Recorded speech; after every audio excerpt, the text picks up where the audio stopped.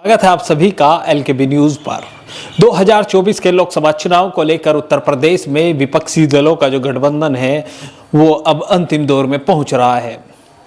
कल ही समाजवादी पार्टी के राष्ट्रीय अध्यक्ष अखिलेश यादव और राष्ट्रीय लोकदल के राष्ट्रीय अध्यक्ष जयंत चौधरी ने सोशल मीडिया के माध्यम से जानकारी दी कि आगामी लोकसभा चुनाव को लेकर भी दोनों दलों का गठबंधन नए सिरे से कर लिया गया है और दोनों दल आगामी लोकसभा चुनाव भी मिलकर लड़ेंगे। आपको बता दें कि 2022 के विधानसभा चुनाव में भी दोनों दल मिलकर चुनाव लड़े थे।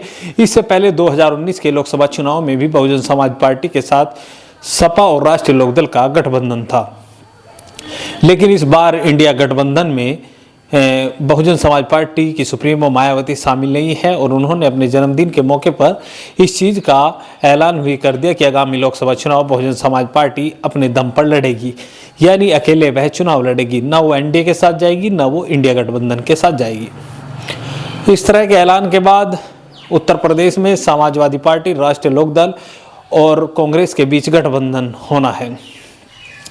समाजवादी पार्टी और राष्ट्रीय लोकदल के बीच गठबंधन का ऐलान हो चुका है। आगामी लोकसभा चुनाव भी दोनों दल मिलकर लड़ेंगे।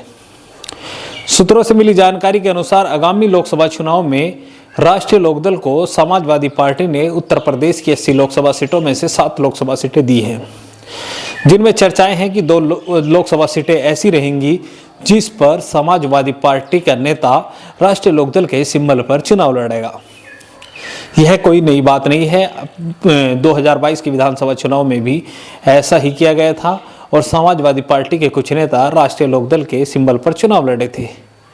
यहाँ तक कि 3 विधायक जो राष्ट्रीय लोकदल के हैं वो मूल रूप से समाजवादी पार्टी के नेता हैं, जिनमें सिवाल खास से विधायक गुलाम मोहम्मद, मीरापुर से विधायक चंदन सिंह चौहान और पुरकाजी से विधायक अनिल कुमार जो समाजवादी पार्टी से आते हैं और राष्ट्रीय लोकदल के सिंबल पर विधायक चुने गए। इस तरह का ही फैक्टर एक बार फिर देखने को मिल सकता है और आगामी लोकसभा चुनाव में भी राष्ट्रीय लोकदल के सिंबल पर समाजवादी पार्टी के नेता चुनाव लड़ सकते हैं।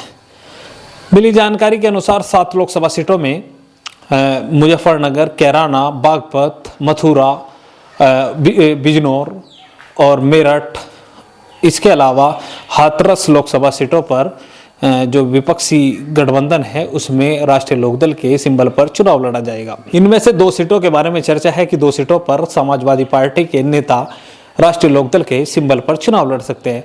उनमें एक सीट कैराना लोकसभा सीट भी है। कैराना लोकसभा सीट पर बताया जा रहा है कि समाजवादी पार्टी के नेता ही राष्ट्रीय लोकदल के सिंबल पर चुनाव लड़ेंगे।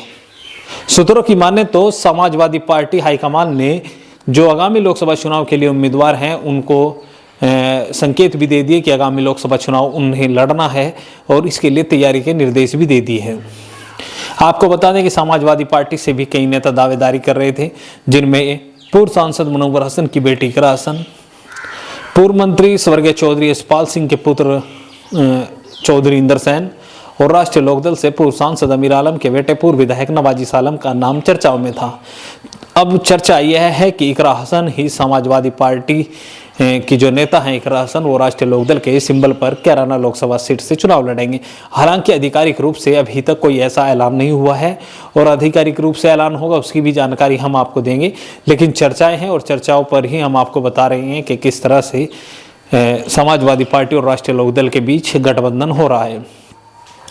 तो इसी तरीके से एक लोकसभा सीट और हो सकती है जो समाजवादी पार्टी का नेता, ऐसी ही चर्चा मुजफ्फरनगर में भी है कि समाजवादी पार्टी के नेता हैं पूर्व सांसद हरिंदर मलिक, वो राष्ट्रीय लोकदल के सिंबल पर चुनाव लड़ सकते हैं। हालांकि राष्ट्रीय लोकदल में वहाँ कई नेता दावेदारी कर रहे हैं, जिनमें पूर्व मंत्री योगराज सिंह का नाम भी चर्चाओं में है, शामली से विधायक प्रसन्न चौधरी का नाम भी चर्चाओं में है। इसके अलावा और भी कई नेता शामिल हैं जो मुजफ्फरनगर लोकसभा सीट से दावेदारी कर रहे हैं।